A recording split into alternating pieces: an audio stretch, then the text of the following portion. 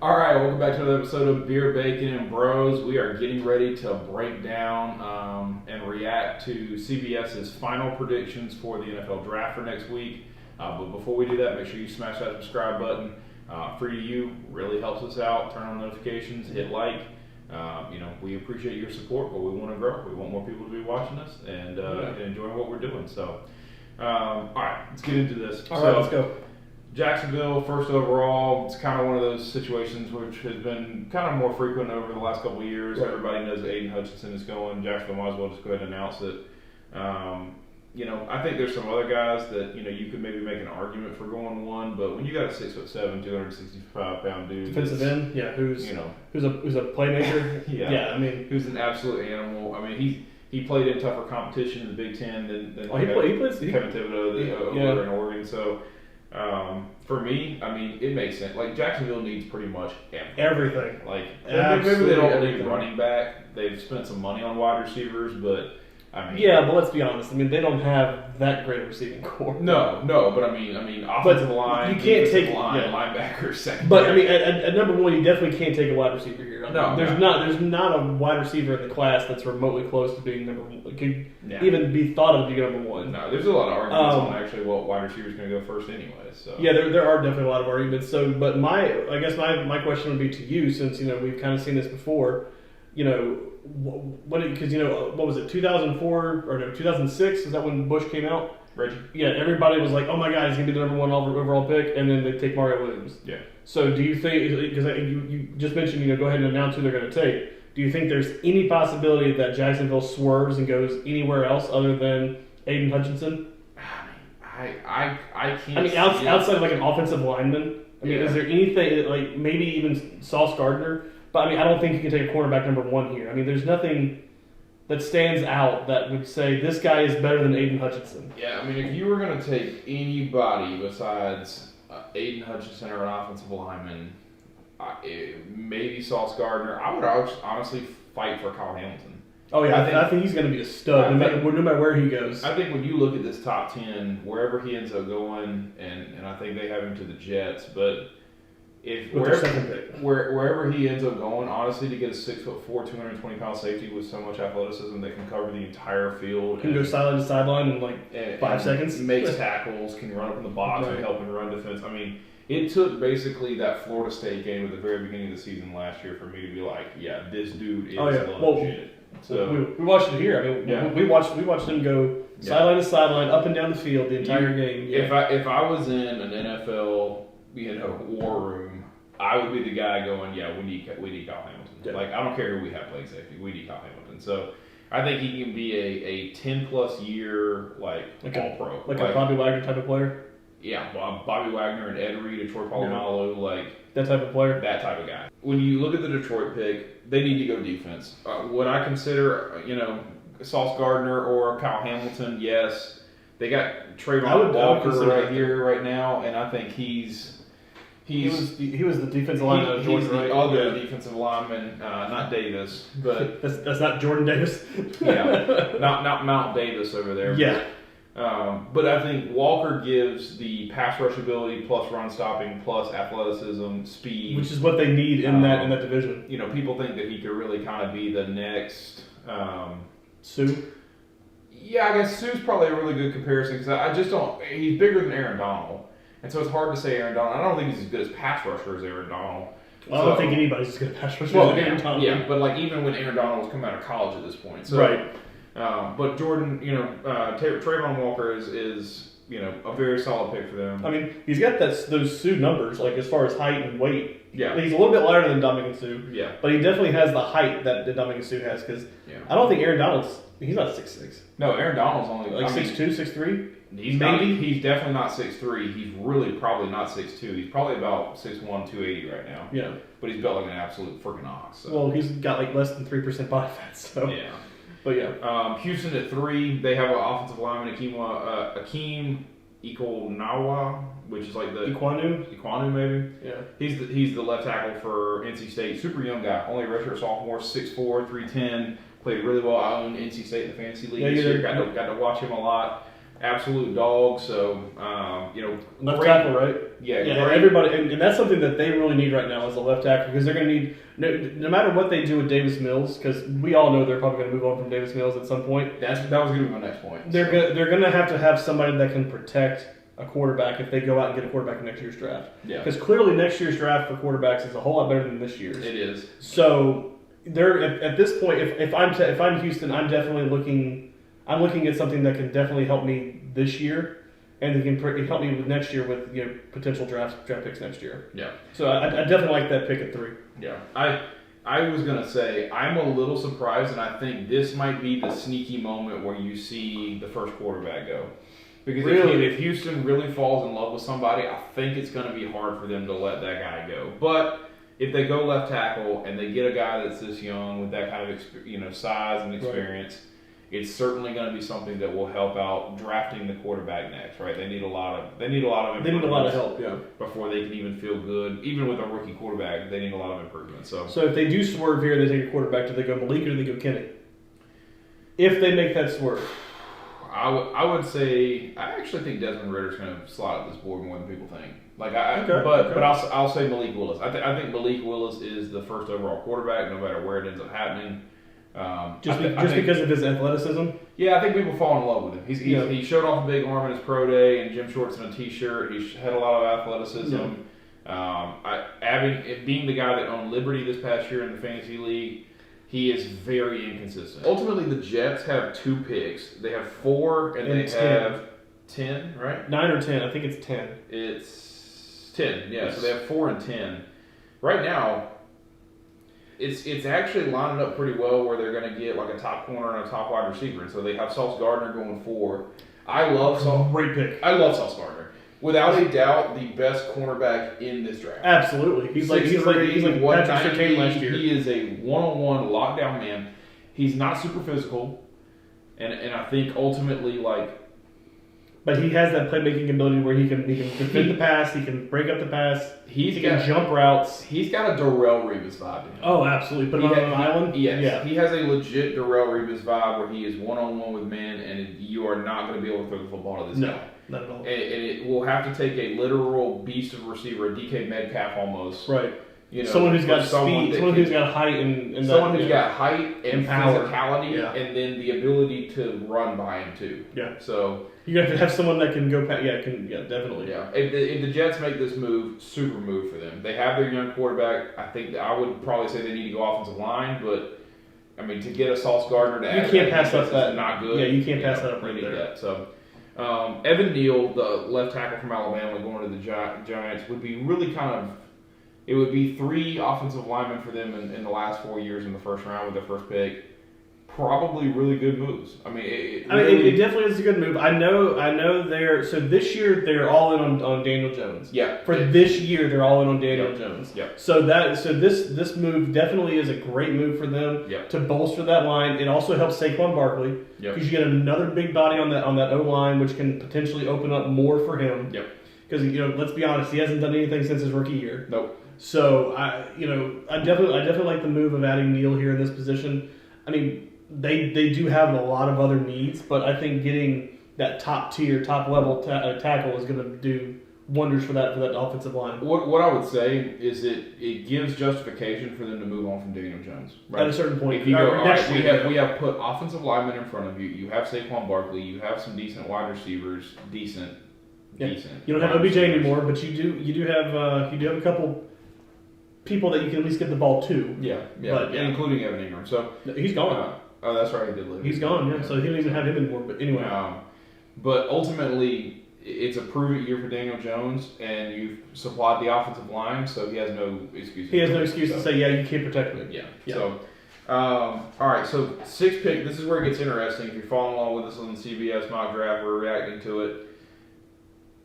Panthers trading back to let Seattle trade up and go get Malik Willis.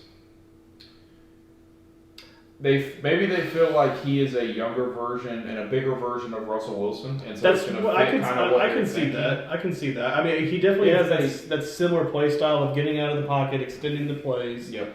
He definitely has the arm strength that Russell had, because let's be honest, Russell could throw the ball down the field too. Yep. So I mean, he definitely has that ability, but I mean, and to be honest, not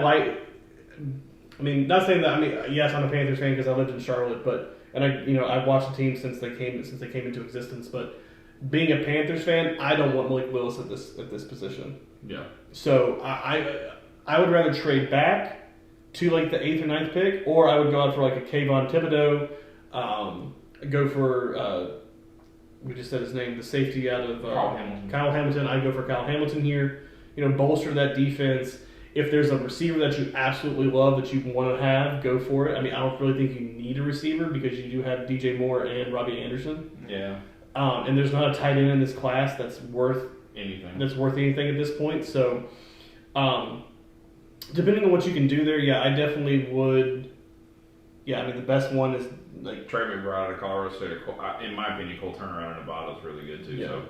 But so I mean, I definitely, I would not be upset if Carolina trades down here, depending on what they get back in that trade. Because clearly it's just not going to be a swap. They're going to need to get something back in that. Giants again at 7, I thought was really cool. I mean, so they have 4 and 7. Yeah, they have 2 picks in the top 7. This one they have Kayvon Thibodeau going. I like He's that. my favorite defensive end. I do think that Aiden Hutchinson goes 1, and I can hear the justifications for him to be the guy. I think Kayvon Thibodeau kind of played it. He came out as such a big star out of high school that he really didn't have to do a whole lot in college. Right? Exactly, yeah. He didn't have to do a whole lot in college to, bolster his resume to be drafted in the first round. Basically, just had to be healthy, basically make some plays. Clowney, essentially. Yeah, just Davion Clowney, essentially. So, right. Well, I mean, there was if Kayvon can get to the NFL and take his game to another level, ultimately, I do think he can be better than Hutchinson. Yeah. So, in just my opinion. But. Well, it also depends on the scheme that he gets into. So, but I mean, it's a great pick for New York here, especially if you're going offensive tackle, and with your 4th pick or 5th pick, and now you go and get one of obviously the second best defensive end. Yeah. Or arguably one or the best or the second best, depending on where you lie in it. But yeah, I mean, definitely 2 very good top tier players that come out of those 2 picks. Yeah. Kyle Hamilton going 8 to Atlanta would probably be a steal for them. I mean, great pick for them with the defense. Because their defense is god awful. Kyle Hamilton, I'm willing to buy the stock in Kyle Hamilton being the best player drafted in this draft when we look back in 10 years. So pound for pound, he's going to probably between him. I mean, don't get me wrong, Hutchinson's going to be a great player. But yeah, I would agree that Hamilton probably for pound is going to be the best. He's going to be the steal of this draft. Yeah. Charles Cross going 9 to Atlanta. Obviously big Panthers. Yeah, sorry, Carolina Panthers. For the trade back from Seattle. Yeah, another young offensive lineman, which they need. Only a redshirt sophomore, so they need that tremendously. So if you're going to buy in on Sam Darnold, I guess you kind of have to. I don't think so. It clearly, if they don't go out and get Baker, because that's the next thing is Baker's what they're looking at to trade for at this point. Yeah, or Jimmy G. I'd rather have Baker over Jimmy G. I think Baker. As much as I don't think Baker is going to be a long-term quarterback wherever he goes, I think he's better than Jimmy G because he can stay healthy. Okay. Or healthier than Jimmy G. But I mean that's just my opinion. But yeah. But I definitely like bolstering that offensive line. That definitely helps a lot. So interesting things here: 10 and 11 Jets and Washington Commanders. Got to get used to that now. Just got used to football team, but now we're going to have to get used to Commanders. Drake London and Garrett Wilson. Garrett Wilson, then Drake London, respectively. Yeah, out of Ohio State and USC. We're talking about the best receiver. This is a big controversy. Like nobody really knows who's going to end up being the best receiver. There's so many receivers going. There's so many receivers in this draft, and there's nobody wanting to step up and say, "Hey, this is the best guy." Like Garrett Wilson is technically the number 1 guy on ESPN. Drake London 2, Chris Olave, Jamison Williams, even though he's hurt. Trayvon Burks. And you can kind of just draw the line there. I think the rest of the group is... once you get past Trayvon Burks, it's kind of, So the top 5 guys are kind of very interchangeable, and I think it really depends on the team and who pulls the trigger on a wide receiver, ultimately who actually goes first. Right. Not saying that's the best receiver, they just felt like that was the best receiver for them. Right, I would agree with that. I mean, it's not going to be Jamias Williams. He's not going to get taken first just because Jamias Jamison, whatever his name is. He's not going to go first because of the knee injury he suffered in the national championship game. Yeah. So he's still going to be a first-round pick. Oh, absolutely. But he's not going to go first. He's not going to be the first overall receiver to go. Yeah. So here, I think it's very interchangeable between Garrett Wilson and Drake London. I think if the Jets go with Wilson, obviously the Commanders are going to go with London, and I think it's flip-flopped. If the Jets go with London, then Washington's going to go take Garrett Wilson. Yeah. I think it's going to. If you're the Jets and you walk away with one of these two receivers and Sauce Gardner, you got to feel pretty good. Yeah. I mean, you got to feel pretty good. Do I think they should take an offensive lineman? Yeah, probably. But the good thing for them too is they have 2 very early picks in the second round. Yeah. So you could either double up on offensive line there, or you can at least get one pretty good offensive lineman in that position. Yeah. Or even in there. Even one of these receivers, maybe. Like maybe another one of these one, receivers, falls. So, well, out of the top 5, they're not going to fall, but yeah. I'll say this. I think for me, Chris Olave is actually the best receiver. I think Olave is the best receiver in the draft. Or Williams could be possibly the best receiver when fully healthy. So, for me, if I'm the team that gets Chris Olave in the middle down here because he's undersized, like, you got to feel really good about yourself getting him in that position. Fine with me. So absolutely. I'll go on record saying I'm kind of fading on Drake. I just don't know that there hasn't. Well, when's the last time somebody like that high profile came out of USC? Juju Smith-Schuster. And he hasn't really been that great. He's been good. But he hasn't been like. But at the same time, I mean, you remember Dwayne Jarrett? I remember he played for Carolina. Yeah. So yeah. For what? 2 years? No, he was there for a little bit longer than that. But yeah, I know you're talking about. Yeah, super overrated though. Yeah, very overrated. Very overrated. But Drake London, I mean, I think he's got talent. What helps him is his size. His size. I think that's what everybody is over exaggerating here. When you put on the tape, slow, has drop balls. Not a great route runner. Like he's a tight end. But maybe he is. He's the tight end. Maybe he Kelvin Benjamins himself. Freaking. It's a couple. He's one too many sandwiches. Being 6'4", 255 instead of 6'4", 220. So I think people just a little bit overhyped the size. He had some good numbers. Like he definitely did. I'm certainly not dissing that. Like, but I just don't know. Like when you watch the tape from this receiver and you watch the tape from that receiver, right? I think the size is getting a little overhyped. So. I think the 2 out of Ohio State are probably the best outside of Jameson Williams. So I think it would be either Olave or Wilson, then Williams, and then Olave or Wilson. Yeah, I would rather. I think Garrett's top 3. I think Garrett Wilson's a very good player. I would rather have Chris Olave. He's a big time possession receiver. He catches everything that goes to him. Yeah, and he's fast. I mean, he's very fast. Yeah. Is he gonna possibly get hurt because he's a smaller receiver? Absolutely. Probably. Yeah, probably need up here there. But he'll still play 8-10 years. How about this? Jordan Davis falls to 12 at Minnesota. I mean, it doesn't really make scheme wise. They're a 4-3 defense, so it doesn't really make a whole lot of sense to me on that. But ultimately, but you get that big body in the center of that line. Yes. I mean, especially in their division again, you play teams that are run heavy.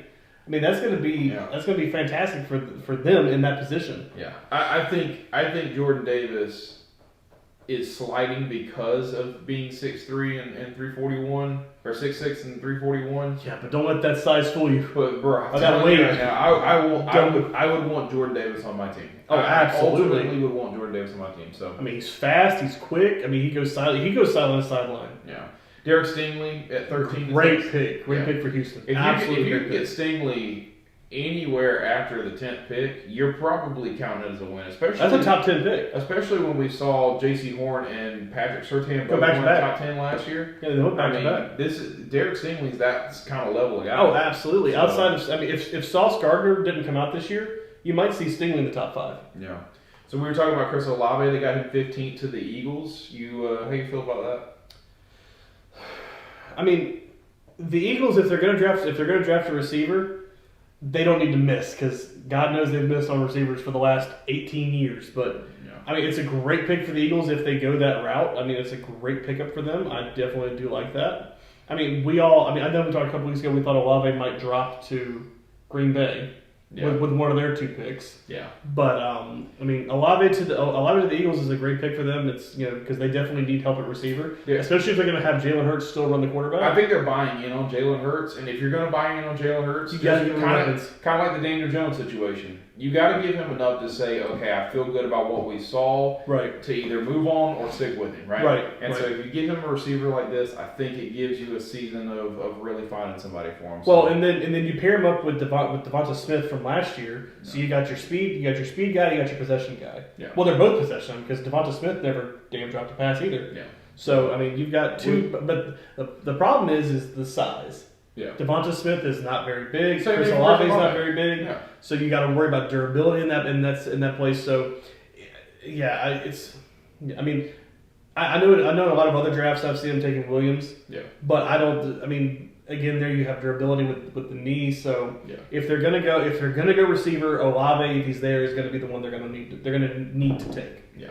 If they don't go something else. I would love the Eagles actually have 18, so they have 15 and 18. So Right. There's a lot of double ups this year. There's a lot of double ups, Yeah. and so I think ultimately they need to go one on each side of the ball. So Absolutely. right here they have Trent McDuffie from Washington, really young corner, only a sophomore. Ultimately, though, a guy that has shown some really great coverage skills, Right. Which they need in not that afraid division. to tackle. I'm not saying he's very good at it, but he's not afraid to go up there and find some contact and make a tackle. Put his helmet in there. Yeah. Yeah, so ultimately that'd be another great pick for him. Jameson Williams right here going 19 to New Orleans. I mean, that's a good pick for them if they can get a quarterback. Yeah. I mean, Jameis Winston's going to be fine for this year, and I think a lot of, not saying the teams are going to tank this year, but with the quarterback class coming out next year, there's definitely a lot better quarterbacks. Yeah. So, I mean, if like with these guys having these higher picks, in this year's draft where there's a lot of talent that you don't normally see go in the first round. Yeah. I think if you can pick up on it this year, you can definitely have that stuff stacked for something better Well, next year, depending on what you do. What this I year. ultimately love about that is if Jameson Williams goes to New Orleans, it's a team that he can sit at. Oh, absolutely, because they don't necessarily need him right this second. Exactly, and they don't have their quarterback in Jameis Winston. I mean, really, he's just kind of a bridge guy. He's definitely not going to be. He's like Mariota this year. Yeah, he's so, the bridge to the next person. So ultimately, like if he were to go to Green Bay, they needed to play immediately. They needed to be elite immediately. They needed to be extremely, skilled immediately. Right. And so, which he probably could. He could, but the New Orleans, same thing for like the Eagles. If the Eagles were going to take him, they're trying to win. They're trying to win Right. the division, right? New Orleans is not going to win that division. No, it's going to go through Tampa. It's exactly For this year, at least, it's going to go through Tampa. And so, in Atlanta and Carolina are both terrible, but ultimately it's going to go through Tampa. So it's a team that Atlanta's coming up on the rise, but they're not going to win it this year. They're making some decent moves, yeah. So 20 here. And Alex would love this. I personally would love to see it. Oh, I'd like to see it too. But Kenny Pickett, Pittsburgh quarterback, basically just staying in the same locker room and playing for the Steelers. Just one side. I'm gonna say this: if the Steelers get to wait to the 20th pick to take Kenny Pickett, that is a fucking win. It's just like Belichick last year sitting on Mac Jones, and Mac Jones fell right to him. And Pittsburgh waited on Najee Harris. So Kenny Pickett has enough athleticism to kind of help that bad offensive line. And ultimately, he would step into position that where he may not have to start with Mitch Trubisky. He wouldn't have to start. He wouldn't have to start this year. Would he probably play towards the end of the season? Probably, depending on where they're at. Yeah. He's probably going to play. Yeah. But he doesn't need to be. He doesn't need to step in immediately and be that starting quarterback. Yeah, and I would love that. Kenny Pickett is my favorite quarterback in this class. I think he's the most talented after Carson Strong. I think people. You do like the kid from Nevada. I think people have really overlooked Carson Strong. I think Carson Strong, and this is going to be way out there, can be Josh Allen level talent. Well, they were saying Malik Harris is a mini Josh Allen. Yeah. Okay. So. But I mean, if I was picking a quarterback in this position in the draft, I'd go pick it over Malik. Just because I think he's got more. I think he fits more of what I think he's more accurate too. Yeah. So he's definitely more accurate. So, all right, 22, the Packers. Wouldn't be surprised if they move up to get one of those top 5 receivers we're talking about. But right here, they have them sitting at 22 and landing Treylon Burks. I like that pick. I mean, Burks is big possession guy. Burks reminds me a lot of Alshon Jeffrey, honestly. Like he's not a little shorter, but he's got that same body style. He's 6'2", to where Alshon is 6'4", or so 6'4" and a half. But he's got a 225 frame on him. He's thick. He can really force through contact even if there's a bigger DB. Linebackers can't stay with him speed wise. Corners have physicality issues with him size wise because he's got that height. Yeah, and so ultimately. Can he transition to the NFL and get open? Like, can it be enough speed? Because he is pretty slow, honestly, in my opinion. But he's got big, thick, hands that can catch the ball freaking anywhere at any speed. He can go jump for the ball. Well, I mean, if you have Aaron Rodgers throwing the ball, I think you're gonna think it's gonna be put on the money. Yep, pretty much. So, and with the way they run, with the way they have the route trees now, I think you could play to his strength of not having to get him that wide open, and be like a Tyreek Hill, just sprint down the field and just outrun everybody. Well, you won't even. Well, no, but that's what I'm saying. With the way they run route trees now, I think, and especially with Aaron Rodgers being your quarterback, they can play to his strengths of being the possession guy versus being the speed guy. Yeah. But I think that I really do fully believe that you will see the Packers once these wide receivers start to go. They're gonna make a move to get one because they know they need it. If the Packers love somebody, they're gonna move up to get him. But if the Packers just feel like, hey, as long as we get one of these 5 guys, we're going to be fine. Once you get to where there's basically like 2 guys left, you're going to see the Packers move in. So maybe it's at 22. Maybe they get to sit back and wait till then, or whether they may have to move up. So we'll talk about Dallas because, Adam's not here, but he wanted to talk about Dallas, or he wanted us to at least mention Dallas. So Kenyon Green is the offensive lineman. They have Dallas projected to at Texas A&M. You think back, I just think 3 years ago, Dallas had the best offensive line in the NFL. Oh, absolutely, because that's all they drafted. But they can't stay healthy. No. They're getting older. Some have left. It's time for Dallas to start rebuilding things back in here, right? Yeah. Now, granted, if they can get Andrew Booth, if they can go get Devontae Wyatt, who technically just 23 was going to Arizona. If they can go get a pass rushing defensive lineman, I think that's the most important piece of the puzzle. Well, especially since they just lost Randy Gregory. Exactly. Yeah. They're trying to win a championship, right? They need to fill the spots that they need to fill. Right. But ultimately, if there's nothing that you love there for Dallas, getting an offensive lineman, whether it's this young man who's apparently a big bull rusher, or run blocking style tackle. Well, but I just don't know. Defense probably suits them better because if you look back at the season, especially once they got closer to into their playoff run, defense is what really hurt them. Yeah, I mean it really, really, really hurt them, and they were able, and people just ran all over them. Yeah, and so there's I didn't realize Packers actually had 28 too. So Packers taking that's their actual pick. 22 or 23, whatever it was the pick from Oakland or Vegas, whatever you want to call it. Vegas. So, we'll skip over a couple of these last picks as we kind of get towards the end. I think the big thing for me is kind of who picks who at the late part of the draft. I'm interested to see what the Bengals do too. Yeah, Kansas City, who let Tyreek Hill go, brought in Juju Smith-Schuster. Really, it's kind of let some other wide receivers go. They have Kansas City taking Christian Watson, which is a wide receiver out of North Dakota State, 6'4", 208. They were talking about him today when I was at dinner. His size is what's pushing him up the draft too. Yeah. I mean, it's 6'4", 210. I mean, that's a good sized receiver. Well, I literally basically didn't know a whole lot of this guy until about 10 minutes ago. Yeah, about an hour and a half ago. So, when I did kind of look through this a little bit, athleticism is the thing that's the key for him, right? Not a great route runner, does have inconsistency with catching balls. Has been listed as somebody that doesn't really like high point the ball really well when it's a jump ball kind of situation. He doesn't go look for it. He doesn't like instantly just track the ball. Like it's not a targeting system for him. So. But somebody that can help in the kickoff game. The guy has skill when it comes to punt return, kick return, big body, speed, right?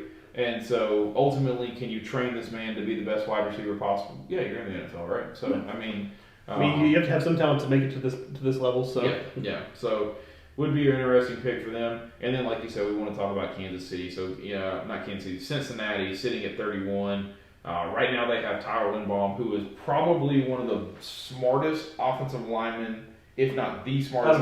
He went to Iowa, so he's good. This is legitimately one of my favorite. I know we got a bunch of big boys that play tackle, and they're always going to be the ones that get the hype because they're tackles. Centers and guards are the ones that are smartest. Guards can be interior key points for these guys. This is one of the best run blockers, so it's going to help Joe Mixon a lot. Okay. It's a guy that has a lot of experience. Joe Mixon's going to help Joe Burrow. Exactly. And it's a guy that has a lot of experience at Iowa, run-heavy scheme. Absolutely. And they breed really good offensive linemen that transition. They put them in Wisconsin always put out great offensive linemen. Yeah, so Linderbaum, honestly, one of my favorite guys. And so if he actually does fall to Cincinnati at 31, that's a fantastic pick for them. Steal for the team that just lost the Super Bowl. I mean, because of the O-line. Steal. And they've already replaced 2 offensive linemen. Well, they signed 3, didn't they? I think they've signed 3, and really at least 2 are guaranteed starters for them. So Cincinnati getting better to help prepare themselves. So I think they can make another run. I mean, depends on what they can get. So if they go offensive line here, they're definitely going to have to go defense. I feel in the second round because I just feel like they're going to have to do a lot of defense in the second round because the defense really wasn't that great for them. No, they were able to hang with people and make stops when they needed to make the stops. Yeah. So. Only one trade. I think when I'm as we're wrapping this up here, I think only having one trade in the NFL draft is kind of not going to happen. I think probably going to be like 3 or 4 trades. Yeah. And so I loved a lot of these teams that have double up, so great opportunities for them to get better instantly. Mm-hmm. And ultimately, I mean, we talked about a Baker, maybe Deebo Samuels. DK Metcalf situation. Depending on what Seattle does, DK might be on the move. Yeah. Debo definitely probably on the move. Yeah. Baker on the move. Yeah. You might even see Jimmy G go somewhere, depending on where he goes. I mean, it just really all depends. I mean, you could see, ultimately, you could really see New Orleans trying to pick up one of these quarterbacks.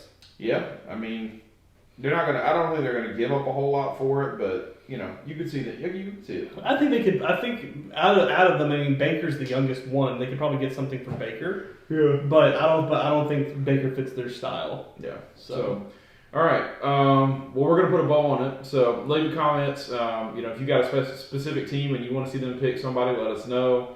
Let us know what you think about our picks. Let us know what you think about our picks and the reactions to the CBS draft. So if we're crazy, we're crazy, but we'll see how many we get right. And as always, make sure you like, comment, subscribe. We appreciate the support.